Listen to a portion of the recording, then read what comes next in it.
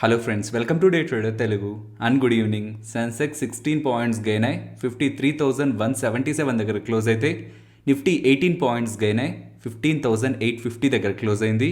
Plus bank Nifty 169 points down అయి 33,642 దగ్గర close అయింది. మన మార్కెట్స్ ఓపెనింగ్కి ముందు యూఎస్ మార్కెట్స్ స్లైట్ రెడ్లో ఉంటూ ఉండడం అండ్ ఈవెన్ ఏషియన్ మార్కెట్స్ కూడా స్లైట్ నెగిటివ్లో ఉంటూ ఉండేసరికి మన markets gap down opening and అక్కడి నుంచి కొంత ఫాలో అయిన తర్వాత 15,720 ఇంపార్టెంట్ లెవెల్ దగ్గర సపోర్ట్ తీసుకుంటూ కంటిన్యూస్గా మార్కెట్ అప్ సైడ్కి మూవ్ అవుతూ 15,850 అరౌండ్ అయితే క్లోజ్ అయింది. So first mark of resistance 15,670 mark అయితే రీసెంట్ టైమ్స్లో మార్కెట్ అబోవ్ వచ్చి సస్టైన్ అయింది. But second mark of resistance 15,880 రీసెంట్గా ఎక్కడి నుంచి అయితే ఒక హ్యూజ్ సెల్లింగ్ మనకు కనిపించిందో మార్కెట్లో ఆ లెవెల్ అబోవ్ కానీ ఒకవేళ మార్కెట్ సస్టైన్ అవుతున్నారు క్లోజ్ అవుతున్న ఎండ్ ఆఫ్ ద డే పర్టికులర్గా 15,880 అబోవ్ మనం 16,200 రీసెంట్ టైమ్స్లో ఫామ్ చేసిన గ్యాప్ని ఫర్దర్ ఇంపార్టెంట్ రెసిస్టెన్స్గా అండ్ పొజిషనల్ బేసిస్ చూడాల్సి ఉంటుంది. ఈవెన్ ఇవాళ కూడా market opening down side opening నుంచి కూడా సపోర్ట్స్ దగ్గర నుంచి టాప్ సైడ్కి మూవ్ అవుతుండడం మార్కెట్లో స్ట్రెంత్ ఉన్నట్లే కనిపిస్తుంది. బట్ నిన్నటి వీడియోలో మాట్లాడుకున్నట్లు ఇన్ఫ్లేషన్ తగ్గుతుందని మార్కెట్ ముందుగానే ఫ్యాక్టర్ చేసే ప్రయత్నం మార్కెట్లో జరుగుతుంది. అండ్ దీనికి అడిషన్గా స్టాక్ మార్కెట్ రిలేటెడ్గా మూవీస్ చూసిన వాళ్ళకి the big short movie idea ఉండుంటుంది. మార్కెట్ ఈ హౌసింగ్ క్రైసిస్లో ఫాల్ అవుతుందని ఒక పర్సన్ తన క్లయింట్స్ ఒక బిగ్ మనీని ఆ ఫాల్లో మేక్ చేశారు. తన బేస్డ్గానే ఈ మూవీని తీశారు. అది ఫిక్షనల్ క్యారెక్టర్ కాదు, ఎంటైర్ మూవీ ట్రూ స్టోరీని బేస్ చేసుకొని తీసింది. అండ్ ఆ ట్రూ స్టోరీ బ్యాక్ ఉన్న పర్సన్ తను నిన్న ఇంట్రెస్టింగ్ ట్వీట్ ఒకటి చేస్తున్నారు. ఇక్కడ ట్వీట్ని మీరు గమనించవచ్చు. బ్లూ విప్ ఎఫెక్ట్ ఉంటుందని తను మెన్షన్ చేసిన ట్వీట్ని ఇక్కడ మీరు స్క్రీన్ పైన గమనించవచ్చు. బట్ దాన్ని మనం సింప్లిఫై చేసి మాట్లాడుకుంటే డిస్ఇన్ఫ్లేషన్ కారణంగా బిల్డ్ అవుతున్న ఇన్వెంటరీ కారణంగా లైక్ ఈ టార్గెట్ కానీ వాల్మార్ట్ కానీ ఇలాంటి స్టోర్స్లో ప్రజలు ఎక్కువగా కొనకుండా మిగిలిపోతున్న వస్తువులు లైక్ బిల్డ్ అవుతున్న ఇన్వెంటరీస్ వస్తున్న సేల్స్ డేటాని ఇంపాక్ట్ చేస్తూ ఉంటుంది. కాబట్టి ఇది ఫెడ్ వాళ్ళు తీసుకునే డెసిషన్స్ లైక్ వడ్డీ రేట్లు పెంచుతూ ఉండడం, ఆ క్యూటీ బ్యాలెన్స్ షీట్ని తగ్గిస్తూ ఉండడం వీటిపై ఇంపాక్ట్ చూపిస్తుంది. సో ఫెడ్ వాళ్ళు అంత అగ్రెసివ్గా రేట్లను పెంచరు, బ్యాలెన్స్ షీట్ని రెడ్యూస్ చేయరు అనే ఒక కామెంట్స్ కూడా మైకేల్ బరీ దగ్గర నుంచి వినిపిస్తూ ఉన్నాయి. అండ్ ఈవెన్ ఓపెనింగ్కి ముందు అండ్ ఓపెనింగ్ తర్వాత కొంత సెల్లింగ్ ప్రెషర్కి one of the reason crude oil prices పెరుగుతుండడం. ఇది ఎందుకు పెరుగుతున్నాయి అనేది న్యూస్ అప్డేట్స్లో మాట్లాడుకుందాం. బట్ క్రూడ్ ఆయిల్ ప్రైజెస్ కూడా $116 పర్ బ్యారెల్కి రీసెంట్ టైమ్స్లో వచ్చిన గుడ్ ఫాల్ తర్వాత అగైన్ క్రూడ్ ఆయిల్ ప్రైజులు పెరుగుతూ ఉండడం కూడా అంత కంఫర్ట్ ఈక్విటీ మార్కెట్స్కి ఇవ్వట్లేదు. Because crude oil metal prices ఇవన్నీ ఫాలో అవుతుంటేనే ఇన్ఫ్లేషన్ కంట్రోల్ అవుతుందని ఒక ఎక్స్పెక్టేషన్ మార్కెట్లో ఉంటుంది. కాబట్టి క్రూడ్ ఆయిల్ ఒక సర్టన్ లెవెల్ వరకు ఫాలో అవుతూ ఉండడం ఈక్విటీ మార్కెట్స్ ఎప్పుడు పాజిటివ్గానే తీసుకుంటాయి. కానీ ప్రెసెంట్ ఉన్న కండిషన్లో ఆ పాజిటివ్నెస్కి అడిషన్గా క్రూడ్ ఆయిల్ ఫాలో అవుతుంటే అప్కమింగ్ టైమ్స్లో ఇన్ఫ్లేషన్ కూడా కంట్రోల్ అవుతుంది. బికాస్ క్రూడ్ ఆయిల్ పెరగడం కారణంగానే పెట్రోల్ అండ్ డీజిల్ ప్రైస్లు పెరుగుతాయి. దాని కారణంగానే నిత్యావసర సరుకుల ధరలు కూడా పెరుగుతూ ఉంటాయి. కాబట్టి క్రూడ్ ఆయిల్ ఏమాత్రం మనకు అప్ సైడ్ ప్రెసెంట్ ఉన్న లెవెల్స్ ఇచ్చి అప్ సైడ్కి వెళ్తుంటే అది ఇన్ఫ్లేషన్ రిలేటెడ్గా ఈక్విటీ మార్కెట్స్ పెట్టుకుంటున్న ఎక్స్పెక్టేషన్స్ని డైల్యూట్ చేస్తుంది. అండ్ మార్కెట్ ప్రైస్ యాక్షన్ విషయానికి వస్తే 15,670 అబోవ్ ఉన్నంత వరకు కూడా on intraday basis bullish trades నే ప్లాన్ చేయొచ్చు. బట్ ఆన్ పొజిషనల్ బేసిస్ నేను 15,880 మార్క్ అబోవ్ క్లోజింగ్ అయితే చూస్తున్నాను. But if in case market follow అవుతూ 15,670 బిలోకి వెళ్తుంటే ఈవెన్ ఇంట్రాడే బేసిస్ లో వెళ్తున్నా దెన్ మార్కెట్ స్ట్రెంత్ కోల్పోతున్నట్లు, బేర్స్ ఒక కంట్రోల్లోకి వెళ్తున్నట్లు మనం భావించాలి.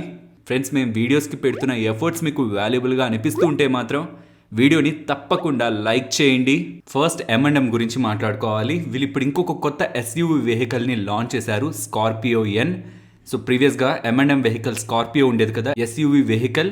దానికి న్యూ వెర్షన్గా మీన్స్ ప్రీవియస్గా ఉన్న స్కార్పియో వెహికల్స్కి న్యూ వెర్షన్గా ఈ స్కార్పియో ఎన్ అయితే రిలీజ్ చేశారు. అండ్ ఈ వెహికల్ ఒక price range lower side 12 lakhs to up side 19.5 lakh దగ్గరగా ఉంటుందని వీళ్ళు ఇలా వెహికల్ లాంచ్ చేశాక CLSA, నోమురా అండ్ మోర్గాన్ స్టాన్లే వీళ్ళందరూ కూడా పాజిటివ్ రేటింగ్ ఇస్తూ టార్గెట్స్ని అప్గ్రేడ్ చేస్తున్నారు. CLSA వాళ్ళు 1356 టార్గెట్ ఇస్తుంటే నోమురా 1318 అండ్ మోర్గాన్ స్టాన్లే వాళ్ళు నియర్లీ 1200 దగ్గరగా M&M నెక్స్ట్ 1 yearలో వెళ్తుందనేలా వాళ్ళ పాజిటివ్ వ్యూ షేర్ చేస్తున్నారు. బట్ ఈ ఎస్యూవీ సెగ్మెంట్ని ఎవరైనా ట్రాక్ చేస్తున్నట్లయితే మీకు ఈ డేటా క్లియర్గా అర్థమవుతుంది. M&M వాళ్ళు రీసెంట్గా తీసుకొచ్చిన వెహికల్స్తో ఎస్యూవీ సెగ్మెంట్ని క్యాప్చర్ చేస్తున్నారు. ప్రీవియస్గా XUV 700ని లాంచ్ చేశారు కదా, అది కూడా హిట్ అయింది. అండ్ ఈవెన్ మహేంద్ర వాళ్ళ థార్ వెహికల్ కూడా ఈవెన్ స్టిల్ బుకింగ్స్ పరంగా చూస్తున్నా చాలా ఎక్కువ టైం వెయిట్ చేయాల్సి వస్తుంది కస్టమర్ మహేంద్ర థార్ కావాలనుకుంటే. బయట వినిపిస్తున్న మాటలను బట్టి చెప్పట్లేదు, ఇవి ఈవెన్ నెంబర్స్లో కూడా కనిపిస్తున్నాయి. FY22 ఎండింగ్ నాటికి M&M వాళ్ళకి ఎస్యూవీ సెగ్మెంట్లో 13 to 14% మాత్రమే షేర్ ఉంటే లాస్ట్ మంత్లో అది 17%కి వచ్చింది. FY22 ending means March ending నాటికి ఉన్న 13-14% కాస్త మే ఎండింగ్ నాటికి 17%కి వస్తూ ఉండడం, వాళ్ళు ప్రీవియస్ గా లాంచ్ చేసిన వెహికల్స్ XUV 700 కానీ అండ్ అంతకుముందు లాంచ్ చేసిన మహీంద్రా థార్ కానీ అవన్నీ హిట్ అవుతూ ఉండేసరికి ఇప్పుడు లాంచ్ చేసిన ఈ స్కార్పియో ఎన్ కూడా అప్కమింగ్ టైమ్స్ లో మంచి నెంబర్స్ ని తీసుకొస్తుందని, నియర్ టు వీళ్ళ వాల్యూమ్స్ లో 10-15% దగ్గరగా గ్రోత్ ఈ ఒక్క వెహికల్ ద్వారానే వస్తుంది అప్కమింగ్ టైమ్స్ లో అని మార్కెట్ భావిస్తూ స్టాక్ ఇవాళ ఆల్ టైమ్ హైన్ అయితే హిట్ చేసింది. రీసెంట్ టైమ్స్ లో మార్కెట్ ఫాలో అవుతున్న ప్రెసెంట్ స్టాక్ ఉంటున్నది all time high. And next ITC గురించి మాట్లాడుకోవాలి. మీరు గమనిస్తుంటే మీకు ఒక ఇమేజ్ కనిపిస్తుంది స్క్రీన్ పైన. ఇది CNBC వాళ్ళు ఎక్స్క్లూజివ్ గా ఐటీసీ బిజినెస్ రిలేటెడ్ గా ఇస్తున్న అప్డేట్ అంటూ ఒక ఇమేజ్ ని రిలీజ్ చేశారు. ఈవెన్ ఈ డేటాని ఐటీసీ వాళ్ళతో క్లారిఫై చేసుకోవడానికి వాళ్ళని అడిగినప్పుడు ఎస్ మా దగ్గర ఈ అప్డేట్ జరుగుతున్నాయని కూడా ఐటీసీ వాళ్ళు క్లారిఫై చేసినట్లు కూడా వీళ్ళు అప్డేట్ చేస్తున్నారు. ఇక్కడ మనకు కనిపిస్తున్న డేటాని బట్టి మనం అర్థం చేసుకోవాల్సింది, ప్రీవియస్గా ఐటీసీ వాళ్ళు ఏ స్టేట్మెంట్స్ అయితే చేస్తూ వచ్చారో FMCGలో మేము స్ట్రాంగ్గా గ్రో అవుతామని వాటి రిలేటెడ్గా వీళ్ళు వర్క్ చేస్తున్నట్లు కనిపిస్తుంది. వీళ్ళ కోర్ పోర్ట్ఫోలియో ఏదైతే ఉందో బ్రాండ్స్ రిలేటెడ్గా లైక్ ఆశీర్వాద్ బ్రాండ్ కానీ, Sunfeast, Bingo and B Natural, వీటి బ్రాండ్స్ రిలేటెడ్గా ఎగ్జిస్టింగ్ ఉన్న వైడ్ రేంజ్ ఆఫ్ వెరైటీసే కాకుండా అడిషనల్గా ఆ పోర్ట్ఫోలియోలోకి కొత్తగా ఫుడ్స్ని అయితే యాడ్ చేస్తున్నారు. ఒక్కొక్కటిగా మాట్లాడుకుంటూ వస్తే వీళ్ళ సన్ఫీస్ట్ బ్రాండ్ రిలేటెడ్గా మిల్లెట్స్ని ఫోకస్ చేస్తున్నారు. చిరుధాన్యాలు ఉంటాయి కదా, లైక్ రాగులు, జొన్నలు, సజ్జలు, కొరలు, ఈ పేర్లతో మనకి మిల్లెట్స్ కనిపిస్తూ ఉంటాయి కదా, వీటిల్ని యూజ్ చేసి healthy breakfast and healthy snacks సెగ్మెంట్లోకి ఎంటర్ అవుతున్నట్లు చెప్తున్నారు. సో ఈ మిల్లెట్ బేస్డ్గా బిస్కెట్స్ని తయారు చేసి అది సన్ఫీస్ట్ బ్రాండ్ అండర్లో సేల్ చేస్తారని, అండ్ ఈ సేమ్ మిల్లెట్స్ ద్వారా స్నాక్స్ని తయారు చేసి అది బింగో బ్రాండ్ అండర్లో సెల్ చేస్తారని ఇలా అప్డేట్ చేస్తున్నారు. ఎగ్జిస్టింగ్గా బ్రాండ్స్కి ఒక వాల్యూ ఉంది, దానికి ఫర్దర్గా ప్రొడక్ట్స్ని యాడ్ చేస్తారని వీళ్ళు అప్డేట్ చేస్తున్నారు. ఇంకొకటి ఆశీర్వాద్ బ్రాండ్తో మనకి ఇప్పుడు ఆటా మీన్స్ గోధుమ పిండి వీళ్ళు సెల్ చేస్తున్నారు కదా, అదే బ్రాండ్తో మిల్లెట్ ఫ్లోర్ని కూడా లైక్ ఈ చిరుధాన్యాలకు సంబంధించిన పిండిని కూడా వీళ్ళు అమ్ముతారని అప్డేట్ చేస్తూ వీటన్నిటితో పాటు సూప్ సెగ్మెంట్లో కూడా ఎంటర్ అవుతున్నారని చెప్తున్నారు.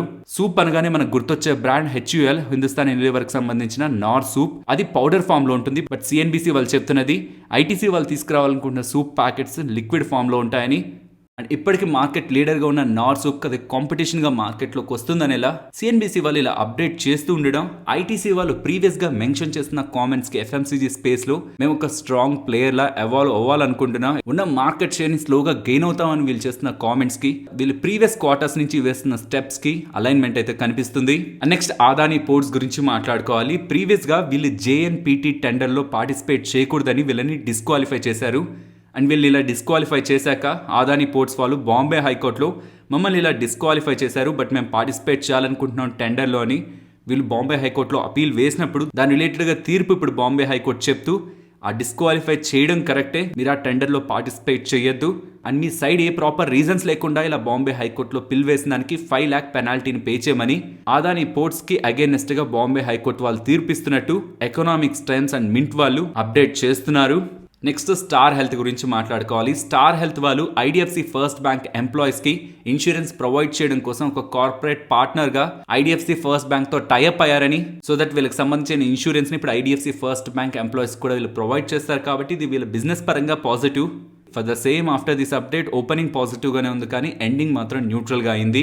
Real estate and property development company అయిన బ్రిగేడ్ ఎంటర్ప్రైజెస్ గురించి మాట్లాడుకోవాలి. వీళ్ళు చెప్తున్న అప్డేట్ ప్రకారం వీళ్ళు జాయింట్ డెవలప్మెంట్ అగ్రిమెంట్లోకి వెళ్లారని, ఇందులో భాగంగా చెన్నైలో ఉన్న 2.1 మిలియన్ స్క్వేర్ ఫీట్ రెసిడెన్షియల్ అపార్ట్మెంట్స్ని డెవలప్ చేస్తారని, అండ్ నెక్స్ట్ 5 yearsలో ఈ సేమ్ చెన్నై సిటీ నుంచి 600 crore దగ్గరగా వీళ్ళు సేల్స్ని ఎక్స్పెక్ట్ చేస్తున్నట్లు బ్రిగేడ్ వాళ్ళు అప్డేట్ చేస్తున్నారు. నెక్స్ట్ బజాజ్ ఆటో గురించి మాట్లాడుకోవాలి. బజాజ్ ఆటో వాళ్ళ బుక్స్లో నియర్ టు 20,000 crore దగ్గరగా క్యాష్ ఉంది. అందులో 15,000 crore దగ్గరగా ఇన్వెస్టర్స్కి ఇస్తారనేలా ప్రీవియస్గాను అప్డేట్ చేశారు. బట్ వాళ్ళు రీసెంట్గా ప్రకటించిన బైబ్యాక్ 2,500 crore బైబ్యాక్ మాత్రమే.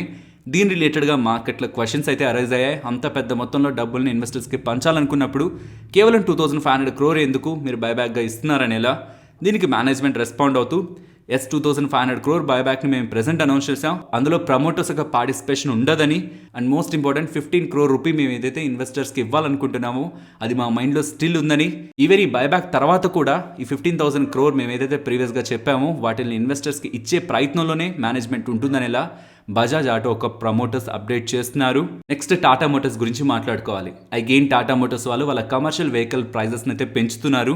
జూలై 1 నుంచి వీళ్ళ ఎంటైర్ కమర్షియల్ వెహికల్స్ ఉంటాయి కదా, వాటికి సంబంధించి ప్రెజెంట్ ఉన్న ప్రైజెస్కి 1.5 to 2.5% దగ్గరగా అధికంగా ప్రైజ్ని పెట్టి జూలై 1 నుంచి ఇలా పెంచుతున్న ప్రైజెస్తో ఆ వెహికల్స్ని సేల్ చేస్తారని, ఇలా వెహికల్ యొక్క ప్రైజెస్ని పెంచడానికి రీజన్ ఇన్పుట్ కాస్ట్ పెరుగుతూ ఉండడం, అలా పెరుగుతున్నది వీళ్ళ మీద భారం పడకుండా ఇది కస్టమర్స్కి పాస్ చేస్తున్నారని చెప్తున్నారు. రీసెంట్ టైమ్స్లో మెటల్ ప్రైజులు తగ్గాయి, లైక్ ఈ వెహికల్ తయారీలో ఉన్న స్టీల్ కానీ కాపర్ కానీ ప్రైజెస్ అయితే తగ్గాయి. కానీ గుర్తుంచుకోవాల్సింది, ప్రీవియస్గా మెటల్ ప్రైజెస్ పెరిగినప్పుడు ఆ కంప్లీట్ భారాన్ని కస్టమర్స్కి పాస్ ఆన్ చేయలేదు ఈ ఆటో కంపెనీస్.